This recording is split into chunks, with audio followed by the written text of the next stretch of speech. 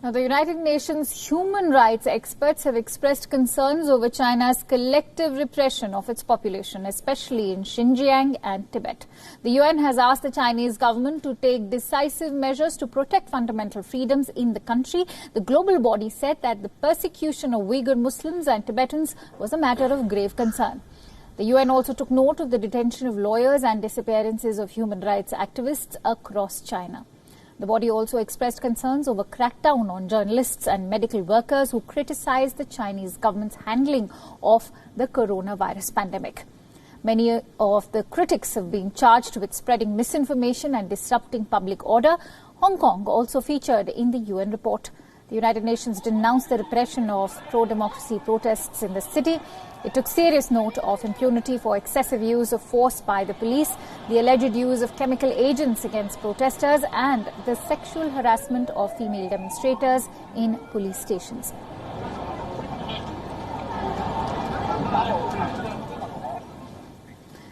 And so tensions between the United States and China have heightened once again. This time, the cause is Trump administration's decision to ban the entry of Chinese officials into America.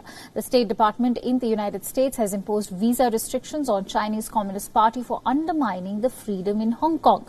Mike Pompeo, the Secretary of State, has said that the sanctions imposed by Trump's office was a move considered to punish Beijing over the proposed security law in Hong Kong.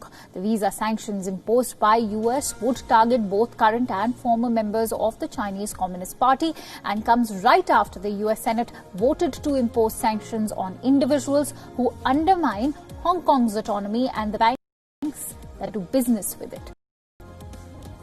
The Chinese have called this decision a mistake and that it should be immediately withdrawn. The Chinese embassy in the US also released a statement saying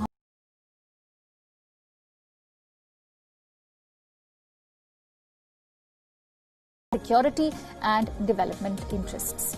China passed its controversial security bill in late May, and the new legislation would make everything that undermines Beijing's authority over Hong Kong a crime. China is also likely to deploy its own security and law and order agencies in Hong Kong for the first time as well. Earlier, the US president said that he would end preferential treatment for Hong Kong as a response to China's activity in the region and claimed that Beijing was replacing its promise of one country, two systems with one country, one system. He further questioned China's handling of issues in Hong Kong and has hit out at Xi's administration